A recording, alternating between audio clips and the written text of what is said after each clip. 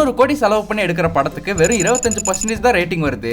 ஆனா அதே வெறும் 37 கோடியில் எடுக்கிற படத்துக்கு 96% ரேட்டிங் வருது. அது எப்படி வர பால் வருது? அப்படியே போட்டனா நான் கேட்டது என்கிட்ட திருப்பி கேளு. ஏன் தெரியுமா எப்படி?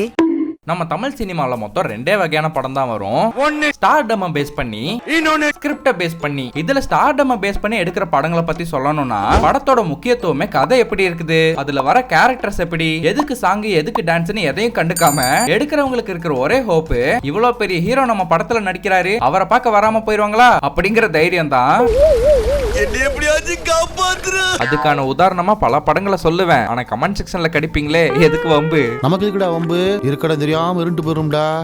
ஆனா இந்த ஹீரோயிசம் காட்டி எடுக்கிற படத்துக்கு இருந்த மவுஸ் 2K கிட்ஸ் காலத்திலே அழிஞ்சு போச்சு. ஆனா இன்னமும் மிச்ச மீதி இருக்கிற ஆடியன்ஸ் பாப்பாங்கங்கிற நம்பிக்கையில ஸ்லோ மோஷன் ஷாட்ஸ், தேவையில்லாத பாட்டு, கட்டாயப்படுத்தி பார்க்க வைக்கிற ஹீரோஸோட மாஸ் என்ட்ரிங்கிறதெல்லாம் இப்ப இருக்கிற ஆடியன்ஸ் கிட்ட ஒர்க் அவுட்டே ஆகுறது இல்ல. Accept Rajini sir. ஏன்னா தலைவர்கிட்ட நம்ம எதிர்பார்க்கறதும் அதான், தலைவர்னால கொடுக்க முடியறதும் அதான். பட் இப்ப இருக்கிற ஜெனரேஷனுக்கு ஹீரோயிசம் முக்கியம் இல்ல, லாஜிக் தான் முக்கியம்னு எப்பதான் புரிஞ்சுக்க போறாங்களோ தெரியல. அதெல்லாம் இந்த ஊர்ல எவனுக்கு தெரியுது? ஐடியா இல்லாத பசங்க. ஒரு பக்கம் இந்த ஹீரோயிசமோட பாதிப்பு இருக்குன்னா, இன்னொரு பக்கம் ஓடிடியோட தாக்கம் இன்னமும் நம்ம கிரியேட்டர்ஸை அஃபெக்ட் பண்ணதா செய்யுது. ஒத்துக்கிட மனசு இல்லைனாலும் அதான் நெசம். ஏன்னா இப்ப இருக்கிற ஆடியன்ஸ்ல சின்ன பசங்க வரைக்கும் எல்லாருமே உலக சினிமா பார்க்க ஆரம்பிச்சிட்டாங்க. உனக்கு உலக சினிமா நாலேஜ் இருக்குதா? சினிமாவா சொல்லலாம். அப்படி போன்ல டிவிலன்னு பாக்குறவங்கள நேரம் காசுன்னு செலவு பண்ணி தியேட்டருக்கு வந்து படம் பார்க்க வைக்கிறதுக்கு என்னெல்லாம் பண்ணணும், எவ்வளவு எக்ஸ்பீரியன்ஸ் கொடுக்கணும். ஆனா அதெல்லாம் நம்ம ஆளுங்க பண்றாங்களான்னா அதான் இல்ல. அதிகபட்சமா ரீசன்ட் டைம்ல நம்ம டைரக்டர் ஒருத்தர் பெரிய விஷயமா பண்ணி சொன்னது என்ன தெரியுமா? நடிச்சது ரஜினி சார், அது டிஏஜ் பண்ணோம். அவர் வாய்ஸ் இருக்குல்ல, தட் வாஸ் AI. இதெல்லாம் ரொம்ப ரெஸ்பான்ஸா இருக்கும்னு எதிர்பார்த்து பண்ண ஒரு விஷயம். அதுவும் நம்ம மணிரத்னம் ஐயா, சங்கர் ஐயான்னு பெரிய தலைங்களோட படம் இத்தனை வருஷம் கழிச்சு வருதுன்னு எல்லாரும் குதூகலமா காத்துட்டு இருந்தா வராங்க அவ்வளவு கான்பிடென்ட்டா தக் லைஃபையும் இந்தியன் 2யும் தூக்கிட்டு. அவ்வளவுதான், இன்னையோட உறவு அந்திருச்சுன்னு வச்சுக்க. மூஞ்சில முடிக்க மாட்டேன். சொல்றேன் கேட்டு போங்கய்யா. போதும். சத்தியமா இப்ப போய் அந்த படத்துக்காக கமல் சார் கொடுத்த இன்டர்வியூ எல்லாம் பாருங்களேன். ஹேராம விரும்மாண்டி விஸ்வரூபம் எடுத்தவரு இந்த 2 படத்துக்காக எவ்வளவு பெருசா ஸ்கேம் பண்ண ட்ரை பண்ணிருக்காருன்னு. பேசணும் அப்படியே வாழைப்பழம் மாதிரி பேசுவாங்க. மேம் பேசுறத பார்த்தா எப்படியா பட்டவங்கள தான் உயிர்ந்துருவாங்க.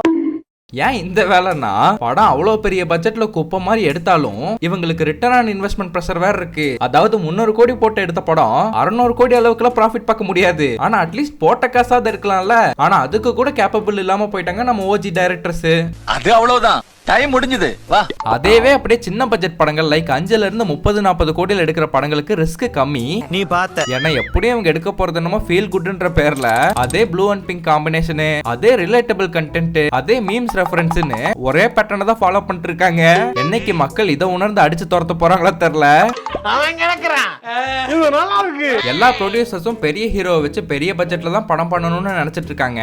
பட் போதும், அந்த லெஜண்ட்ஸ்லாம் அவங்க பீக் டைம்ல செய்ய வேண்டிய அளவுக்கு செஞ்சுட்டாங்க.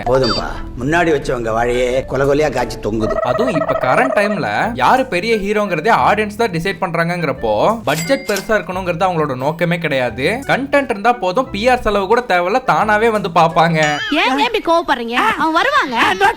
என்கிட்ட இதுக்கு மேல பேசுறதுக்கு பாயிண்ட் இல்லாத காரணத்தினால உங்க கருத்து என்ன, நீங்க இந்த விஷயத்தை எப்படி பாக்குறீங்கன்னு கமெண்ட்ல சொல்லுங்க. அண்ட் ஃபைனலி தேங்க்ஸ் ஃபார் வாட்சிங்.